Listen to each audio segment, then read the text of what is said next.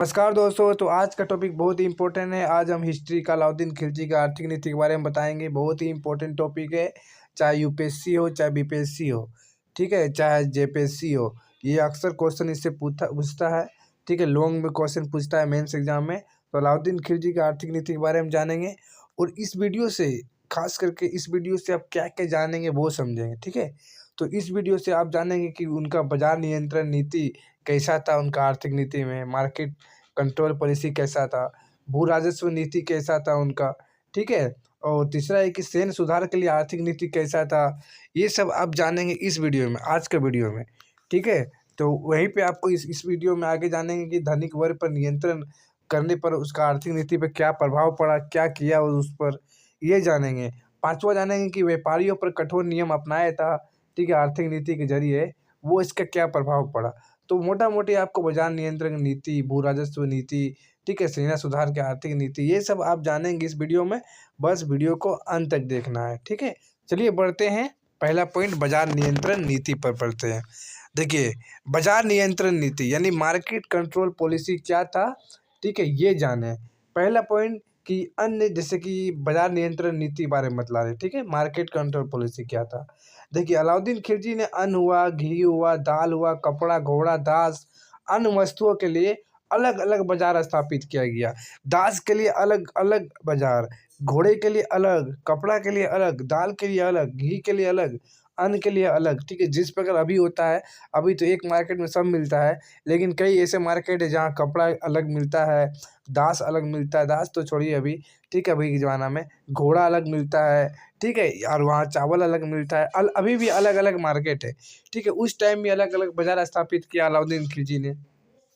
दूसरा है कि कीमतों की सरकार तय करती थी, ठीक है, कितने दाम पर कपड़ा बिकेंगे, कितने दाम पे दास बिकेंगे, ये सब कौन तय करता था, ये सब सरकार तय करता था, ठीक है। व्यापारी उससे अधिक दाम पर नहीं बेच सकता था। अब व्यापारी ये नहीं कि 10 रुपया है या 20 रुपया में बेच सकता है, ये नहीं, व्यापारी उससे अधिक दाम पर नहीं बेच सकता था। जो अलाउद्दीन खिलजी बोल दिया, हाँ अब 10 रुपया से बेसी नहीं तो 10 रुपया, ठीक, यानी कि सरकार तय करती थी कि कीमत कितना होगा, ठीक है। तीसरा था कि मंडी के अफसर, ठीक है, साहना ये मंडी बाजार पर निगरानी करता था। अब बाजार का निगरानी कौन करता था, तो बाजार का निगरानी करने के लिए एक अफसर रखा था जिसका नाम था साहना ये मंडी, ठीक है। ये अफसर हुआ करता था मंडी का, जो बाजार का निगरानी करता था, क्या गलत हो रहा है, क्या सही हो रहा है, ये सब उसका निगरानी करता था, ठीक है।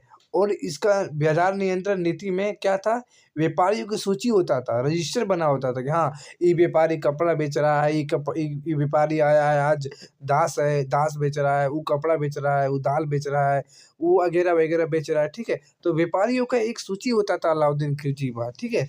और काला बाजार रोकने के लिए कठोर दंड भी जाते थे, कठोर से कठोर दंड दिया जाता था उस टाइम, ठीक है। ये हुआ बाजार नीति, ठीक है, ये बाजार नियंत्रण नीति था, जो उनका आर्थिक नीति का ही एक भाग था, मार्केट कंट्रोल पॉलिसी का, ठीक है। तो समझ गए बाजार नियंत्रण नीति।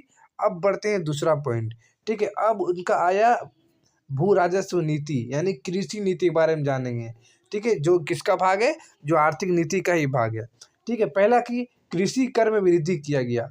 जो कर होता होता था कृषि में, वो अब थोड़ा बढ़ोतरी किया गया। क्यों किया गया वो समझे।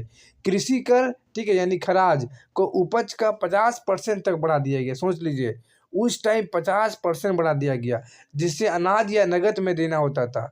सोच लीजिए, अनाज या नगद में देना होता था, 50% कृषि कर बढ़ा दिया गया, ठीक है। दूसरा कि जमींदारों पर नियंत्रण रखा गया, जैसे चौधरी हुआ, खूत हुआ, मुकदिम जैसे स्थानीय अधिकारियों से शक्ति छीन लिया गया। जो चौधरी का जो शक्ति हुआ करता था, खूत का, मुकदिम का, इनका जो अधिकारी हुआ करता था उस टाइम, इसकी सारी शक्ति छीन लिया गया। उनसे किसानों के बराबर कर वसूला जाने लगा। सोच लीजिए, उस टाइम जमींदारों की स्थिति क्या हो गया था मुगल टाइम, ठीक है। एक टाइम तो मुगल बहुत ही लूटा, लेकिन आते आते क्या हुआ कि जो जमींदार लोग थे, उनके किसानों के साथ तुलना होने लगा, बराबर कर वसूलने लगा। जितना किसान को दिया जाता था कर देना पड़ता था, अब उनके साथ भी इसी तरह होने लगा था, ठीक है। ये था भू राजस्व नीति, कृषि नीति। ये अलाउद्दीन खिलजी ने कुछ कुछ अलग किया। शाही क्षेत्र यानी खास भूमि, निजी भूमि अनुदानों को, इक्ता को रद्द कर शाही क्षेत्र में मिला लिया। सोच लीजिए, जो इक्ता हुआ करता था उस टाइम, लेकिन वो शाही क्षेत्र में, अपना राजा क्षेत्र में मिला लिया। ये अलाउद्दीन खिलजी ने बदलाव किया। हो गया भू राजस्व नीति और कृषि नीति समझ गए। अब तीसरा नीति आते हैं सैन्य सुधार के लिए आर्थिक नीति। ये क्या किया, ठीक है, इससे क्या रिलेट होता है, अलाउद्दीन खिलजी ने क्या परिवर्तन किया वो समझिए। विशाल सेना को बनाए रखने के लिए कम कीमत वाला स्थिर बाजार जरूरी बनाया। सोच लीजिए उतना बड़ा विशाल सेना है, अब कैसे उठाया जाए पैसा, क्या किया जाए, तो स्थिर बाजार जरूरी बना। एक बाजार स्थापित किया गया, वहाँ से पैसा उठाया, ठीक है। उस पूरा कंट्रोल अलाउद्दीन खिलजी ने रखा ताकि बाजार से हमें अधिक से अधिक पैसा मिल सके, ठीक है। दूसरा बात कि सैनिकों को नगद वेतन मिलता था, इसीलिए उन्हें कम दामों पर में चीज़ें उपलब्ध कराई गई। तो उस टाइम क्या होता था कि सैनिकों को वेतन दिया होता था नगद, संगे संग, हाँ, महीना पूर गया संगे संग दे दिया, इसीलिए उन्हें कम दामों में चीज़ें उपलब्ध कराई गई, ठीक है। और तीसरा कि घोड़ों की गुणवत्ता जांचने हेतु दाग एवं हुलिया प्रणाली लागू किया गया। क्या दाग एवं हुलिया प्रणाली लागू किया गया। अब क्वेश्चन पूछ सकता है कि दाग एवं हुलिया प्रणाली कौन लागू किया गया, तो कौन, तो ये अलाउद्दीन खिलजी है। तो ये सेना सुधार के लिए आर्थिक नीति अपनाया। चौथा नीति अपनाया धनिक वर्ग में नियंत्रण। ये क्या था, अमीरों एवं सरदारों को धन संपत्ति पर कड़ी नजर रखा गया। जो अमीर हुआ करता था, जो सरदार हुआ करता था, ठीक है, जो अधिक से अधिक पैसा हुआ करता था उसके पास, धन संपत्ति पर कड़ी नजर रखा गया। नहीं, ये तो बेसी पैसा कमा तो नहीं रहा है, तो ये नजर रखा गया उससे, ठीक है। अवैध संपत्ति जब्त करने की नीति अपनाया गया। उस टाइम अलाउद्दीन ने अवैध संपत्ति, जो संपत्ति मतलब कि अवैध है, उनको बड़ा अपना मिला लिया। अलाउद्दीन खिलजी कितना होशियार था, सोच लीजिए। बड़े बड़े जागीरदारों की शक्ति नियंत्रित करने हेतु कई जागीर वापस लिया गया। सोच लीजिए, बड़े बड़े जागीर को शक्ति नियंत्रित किया गया ताकि वो उस पर ही हावी ना हो जाए, ठीक है। आगे किया हुआ व्यापारियों पर कठोर नियम, ठीक है। सभी व्यापारियों को लाइसेंस लेना अनिवार्य है। जो व्यापार कर रहा है, जो भी दुकान कर रहा है, सभी का लाइसेंस होना अनिवार्य कर दिया गया। भंडारण भंडारण पर पूर्ण नियंत्रण ताकि मूल्य वृद्धि ना हो। जहाँ पे भंडारण होता था, जहाँ सामान बिकता था, मेन बाजार, ठीक है, होलसेलिंग का, वहाँ पर पूर्ण नियंत्रण था ताकि मूल्य वृद्धि ना हो। व्यापारियों को नकली तोल माप तोल पर भारी दंड दिया जाता था। सोच लीजिए, नकली तोला जो चुम्बक लगा, वो पहले ज़माने में चुम्बक लगा देता था तराजू के नीचे, उस पर भी भारी दंड दिया जाता था उस टाइम। ये बदलाव किया अलाउद्दीन खिलजी ने, ठीक है। गैर मुसलमानों पर, ठीक है, जो मुसलमान नहीं थे उस पर क्या हुआ देखिए, ठीक है। जैसे कि हिंदू सब हुआ, गैर मुसलमान में आ गया। पर 4 प्रकार के कर लगाया गया उस टाइम। जजिया कर, मतदान कर, वोट देने तो आपको कर देना होगा। खराज, भूमि कर हुआ करता था।